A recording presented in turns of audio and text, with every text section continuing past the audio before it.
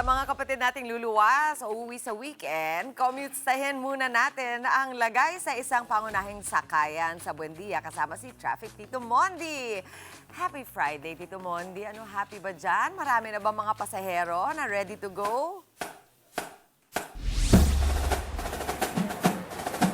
Yes, Mami Chiki! Ito na nga, weekend feels na tayo dito. Ready na ating bag. At dito nga ang biyahe papuntang Quezon, Quezon! Laguna, Laguna! Batangas, Batangas. Kaya naman, team commute na babiyahe sa mga nabanggit kong probinsya. Kaway-kaway sabay. At dito nga, pwede ka mag-pole dancing. Di ba? Ayan.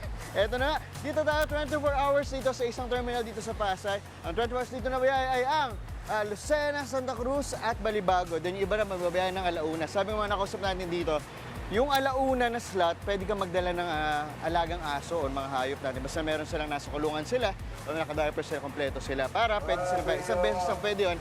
At dito nga, pinakamalakas na biyahe dito yung pa Lucena, sabi naman nakausap natin. Kita nyo na? At dito nga, mabilis lang, pakita lang natin. At ang hintayin dito, 30 minutes lang, napakabilis yung hintayin. At dito sa loob, pakita natin. Kaya ba natin? Pakita natin. Ups, dito may timbangan. Timbangan sa mga magpapadala, pakita natin mabilis lang. Ayan po, timbangan dito, 1 to 20 kilos siya sa mga magpapadala natin kapatid, 200 pesos. Pag nag-extra siya, times 9 pesos and 50. O, computin nyo na lang yan. At tapos ito yung ating mga kapatid natin na Master Terminal. At ito, sakto, meron tayong kapatid na papunta sa Cabuya, Laguna. Kumustahin natin si Sir. Sir, nandito na kami, papasok po. Ayan, ups. Good morning, Sir. Mondi po. From Good Morning Kapatid. Ayan, pasok tayo. Aray ko. Sir, anong pangalan po natin? Benjamin Lotsabis. Ano po? Benjamin Lotsabis. Sir Benjamin, pang ilang biyahe nyo na po ito? Balikan pa lang, sir.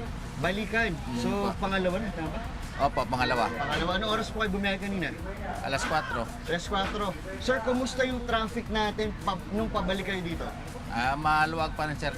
Maluwag? Oo, kasi maaga pa eh. Maaga pa. So, mga anong oras po nagka-traffic dito pag weekend? Ka-traffic, sir, mamaya pa, mga alas 8, ganyan. Alas 8. Sir, tarang may kamukha ko doon sila. Pakita natin, pasok tayo, sir, saglit ha. Diyan, Sir Benjamin, pakita natin. Ay, nakatutok sila dito, Mami Chiki. Hello po, good morning. Good morning, good morning. Ayan ha, pakita natin, piyet tayo. Ayan, pakita natin. Ay, kaway po tayo.